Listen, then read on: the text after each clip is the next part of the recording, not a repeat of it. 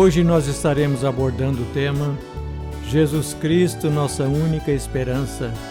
E o texto para nossa meditação se encontra no Evangelho de João, no capítulo 16, versículo 33, e que diz assim a palavra do Senhor: No mundo passais por aflições, mas tende bom ânimo, eu venci o mundo. Todos nós, em nosso viver diário, somos obrigados a enfrentar muitas lutas pela vida aqui no mundo onde vivemos. Lutas que muitas vezes, aos nossos olhos e pelas nossas próprias forças, são praticamente impossíveis de superar. Mas aquelas pessoas que são fiéis e sinceras diante de Deus e do próximo, constantemente se esforçam no sentido de cumprirem os seus deveres como bons cristãos, objetivando serem exemplos de vidas moldadas na pessoa de nosso Senhor e Salvador Jesus Cristo. Apesar de vivermos no mundo da violência física e psicológica, da corrupção, da mentira, do engano, da falta de oportunidades, do desemprego, das enfermidades físicas e espirituais e tantos outros males que tiveram sua origem no pecado do homem, todos sonham com dias melhores. E existe até um ditado popular que diz: dias melhores virão. No capítulo 5 do livro de 2 Reis, encontramos a história de Naamã. Ele era comandante do exército do rei da Síria, um homem de sucesso, corajoso e muito estimado por todos, mas ele fora acometido por lepra. E apesar do seu prestígio e da autoridade que exercia, com certeza, aquele comandante do exército sofria muito por causa de sua enfermidade e por não ter esperança de cura. Saíram tropas da Síria e da terra de Israel levaram cativa uma menina que ficou a serviço de Naamã. Os dias foram passando e aquela jovem, vendo a situação do seu senhor, sugeriu que ele fosse até o profeta Eliseu em Samaria para ser curado da lepra. Naamã então foi a Samaria, esperando que o profeta Eliseu o recebesse com honrarias, porque ele era homem de posição e que o curasse. Mas Eliseu nem o recebeu, apenas mandou dizer a ele: Vai, lava-te 7 vezes no rio Jordão, tua carne será restaurada e ficará limpo. Ele muito se indignou com essa recepção e se foi dizendo: Pensava que ele sairia a ter comigo, invocaria o nome do Senhor teu Deus, moveria a mão sobre o lugar da lepra e restauraria o leproso. A indignação de Naamã foi porque ele achava que fora mal recebido pelo profeta de Deus. Então não queria se lavar nas águas do rio Jordão conforme a orientação de Eliseu. Com certeza, não crera na palavra profética de Eliseu, mas os seus oficiais o convenceram a se lavar nas águas do rio Jordão conforme a orientação recebida. E mesmo indignado e resmungando muito, ele acabou aceitando. Entrou nas águas, se lavou 7 vezes e foi curado da lepra. Muitas vezes, diante de uma orientação de Deus sobre como proceder em determinadas situações, nós agimos como Naamã, o que nos impede de alcançar as suas bênçãos para as nossas vidas. Naamã alcançou a cura para sua enfermidade, não por méritos próprios, não porque ele merecia, mas foi pelo amor de Deus, que é infinito. Para entendermos o agir e as orientações de Deus, precisamos mergulhar nas águas purificadoras de sua palavra. Palavra que é viva e eficaz, que vai e cumpre os efeitos para os quais fora determinada. Palavra que é lâmpada para os nossos pés e luz para os nossos caminhos. Salmos capítulo 119 e versículo 105. Mas as pessoas vivem ansiosas, preocupadas com o futuro, com o dia de amanhã, muitas afirmando que dias melhores virão. O homem, no decorrer de sua existência aqui na terra, vive sempre em busca da felicidade, mas nem sempre sabendo como encontrá-la. Outros jogam o pouquinho de dinheiro que lhes restam na Sena, na Mega Sena, na Loteria Federal e em muitos outros jogos que foram implantados com o único objetivo de roubar o dinheiro das pessoas. E no Evangelho de João, no capítulo 10, versículo 10, está escrito que o ladrão vem somente para roubar, matar e destruir.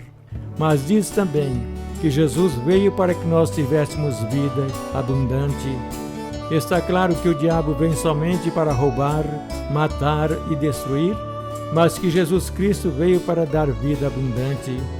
Então está claro também que todas as vezes que alguém entra numa dessas casas de jogo e deixa lá o seu dinheiro, essa pessoa está ouvindo a voz do diabo e não a voz de Deus. O certo é que o ser humano sem Deus convive com um problema grave, que é um grande vazio que existe em sua alma e em seu coração. Então ele tenta preencher esse espaço vago com atividades diversas, como atividades recreativas. Outras vezes tenta resolver esse problema de outras maneiras, como pela prática da corrupção, dos assaltos à mão armada, da mentira, do engano, da prostituição, fazendo uso de drogas, roubando, matando, correndo atrás dos bens materiais, mas nunca se preocupando com o bem-estar do seu próximo. E tudo isso é consequência do pecado que separa o homem de Deus, fazendo-o caminhar em direção oposta ao verdadeiro caminho que é Cristo. E o próprio Jesus afirmou: eu sou o caminho, a verdade e a vida. Ninguém vem ao Pai senão por mim. Evangelho de João, capítulo 14 e versículo 6.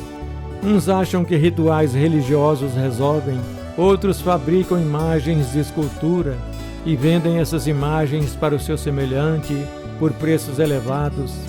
As pessoas compram essas imagens, pagam caro e começam a adorá-las na tentativa de encontrar uma saída, uma solução, mas essa saída, essa solução não aparecem, porque na verdade, fazendo uso dessas práticas, estão atraindo maldições para suas vidas, porque caminham na contramão de direção daquilo que a palavra de Deus nos ensina.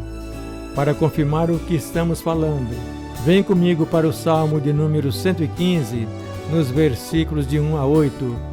Assim está escrito: não a nós, Senhor, mas ao teu nome damos glória, por amor à tua misericórdia e à tua fidelidade.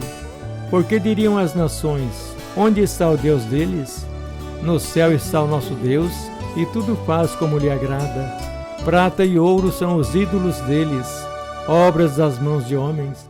Têm boca, mas não falam, têm olhos, mas não veem, têm ouvidos e não ouvem, têm nariz e não cheiram, suas mãos não apalpam, seus pés não andam, som nenhum lhes sai da garganta, e tornem-se semelhantes a eles os que os fazem e todos quantos neles confiam. Certa ocasião, passando perto de uma procissão dessas de rua, ouvi um dos participantes dizer: vá devagar com o andor, porque o santo é de barro. Em outras palavras, essa afirmativa diz que se o santo cair, vai quebrar. Vemos então que toda pessoa que adora um objeto dessa natureza, dizendo que é um santo, mas que se cair no chão quebra, é tão irracional quanto o próprio objeto. Tudo isso deixa claro que alguma coisa está faltando na vida do ser humano, e isso é tão sério que levam as pessoas a buscarem solução para suas dificuldades, prostrando-se diante de uma imagem feita pela mão do homem e que nada pode fazer por elas. Qual é a razão que leva você a se prostrar diante de uma imagem feita de barro, de gesso, de ferro, de bronze, de madeira e assim por diante, para buscar nesses objetos, sem nenhum valor, a solução para os problemas que o afligem? Por acaso você se esqueceu de que fomos criados à imagem e semelhança de Deus, seres racionais e inteligentes? Então aprenda a buscar a solução para seus problemas diretamente junto àquele que tudo pode, ou seja, Deus. Essas dificuldades ocorrem com maior frequência quando o assunto é a vida futura, a vida espiritual e o que ocorre após a morte física. Começamos com uma procura insistente, não conseguindo preencher esse vazio com os nossos próprios esforços, e assim caminhamos em qualquer direção, e pior, sem nenhuma esperança e com dúvidas em nossos corações. Sabemos que foi Deus quem nos criou e, portanto, Ele conhece todas as nossas dificuldades e responde a todas as nossas indagações. Basta fazermos a sua vontade. Mas qual é a vontade de Deus para a vida do homem? A vontade de Deus é que todos os homens sejam salvos e cheguem ao pleno conhecimento da verdade. É difícil fazer a vontade de Deus? Sim, mas não é impossível. Conhecemos e temos visto o testemunho de pessoas que renunciaram a muitas coisas desse mundo para fazer a vontade de Deus, mas foram ricamente por Ele abençoadas. Se elas conseguiram, também nós podemos conseguir. Então descruze os braços e saia do seu comodismo e vá à luta. Saiba que o êxito ao testemunhar de Cristo consiste em tomar a iniciativa, deixando os resultados com Deus. No livro do profeta Isaías, no capítulo 59, versículos de 1 a 4, está escrito: Eis que a mão do Senhor não está encolhida para que não possa salvar, nem surdo o seu ouvido para não poder ouvir, mas as vossas iniquidades fazem separação entre vós e o vosso Deus, e os vossos pecados encobrem o seu rosto de vós, para que vos não ouça, porque as vossas mãos estão contaminadas de sangue, e os vossos dedos de iniquidade, os vossos lábios falam mentiras, e a vossa língua profere maldade. Ninguém há que clame pela justiça, ninguém que compareça em juízo pela verdade. Confiam no que é nulo, concebem o mal e dão à luz a iniquidade. Mas aquele que é justo florescerá como a palmeira, crescerá como o cedro no Líbano, plantados na casa do Senhor. Florescerão nos átrios do nosso Deus. Na velhice darão ainda frutos e serão cheios de seiva e verdor, para anunciar que o Senhor é reto e nele não há injustiça. Salmos capítulo 92 e versículos de 12 a 15. Por que devemos crer que Jesus Cristo é a nossa única esperança? É porque a Bíblia Sagrada, a Palavra de Deus, ensina que em nenhum outro há salvação, porque debaixo do céu não existe nenhum outro nome dado entre os homens pelo qual importa que sejamos salvos, a não ser o nome eterno de nosso Senhor e Salvador Jesus Cristo. Atos capítulo 4 e versículo 12. E Deus, pelo seu infinito amor, tem colocado essa esperança ao alcance de todos. Porquanto Deus enviou seu Filho ao mundo, não para que julgasse o mundo, mas para que o mundo fosse salvo por ele. Mas afinal de contas, quem realmente é Jesus? O que veio fazer? Qual foi a sua real e verdadeira missão aqui na terra como homem? A Bíblia afirma que ele é o Filho de Deus e veio a esse mundo para satisfazer as necessidades mais profundas do ser humano. Diz que ele é o caminho de volta para Deus, que é a própria ressurreição e a vida, e que todo aquele que nele crê, ainda que esteja morto, viverá.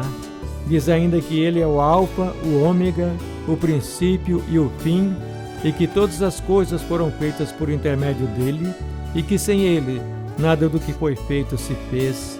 Mas infelizmente a humanidade não tem valorizado a sua missão divina. Para a grande maioria, ele continua crucificado e sem vida, impossibilitado de exercer o poder transformador que lhe foi dado por Deus. Entretanto, precisamos crer naquele Jesus do terceiro dia, que venceu a morte e ressuscitou e que nos deu vida, estando nós mortos em nossos delitos e pecados. Saiba que Deus nos deu um agente de salvação que é seu Filho Jesus Cristo. Ele nos ensina e dá exemplos através de seus ensinos, tanto na teoria como na prática. O principal ensino que Jesus nos deu foi a respeito do amor, e assim ele disse: Amai-vos uns aos outros, assim como eu vos amei. E foi para a cruz, a fim de provar que realmente nos ama. A salvação da nossa alma só tem uma origem: o amor de Deus para com seus filhos. Ele sempre buscou salvar o pecador na pessoa de seu Filho Jesus Cristo, que tem as mesmas características do Pai. Ele nos vê como ovelhas perdidas por causa do pecado, mas quer nos restaurar. Você já ouviu sobre a parábola da ovelha perdida contada por Jesus? No texto dessa parábola, vemos como Deus age em busca de uma única ovelha que se encontra perdida. Ele vai em busca de sua ovelha até encontrá-la. Achando-a, põe-na sobre os ombros, cheio de júbilo. Mas a ovelha estava cansada de tanto vaguear e o pastor lhe deu descanso. Ela foi impotente para voltar ao aprisco pelas suas próprias forças. Foi necessária uma intensa busca. Assim também acontece com o homem que se encontra perdido, mergulhado no pecado, longe do seu Criador. Sozinho, é impotente para voltar ao aprisco de Deus. Precisa ser achado, pois ele se encontra mergulhado em meio a uma imensa multidão de pecadores, os quais vão caminhando, aflitos e exaustos, como ovelhas que não têm pastor. E que Deus nos abençoe e nos guarde cada dia das nossas vidas. Amém. E glórias ao nosso querido, bondoso e eterno Deus.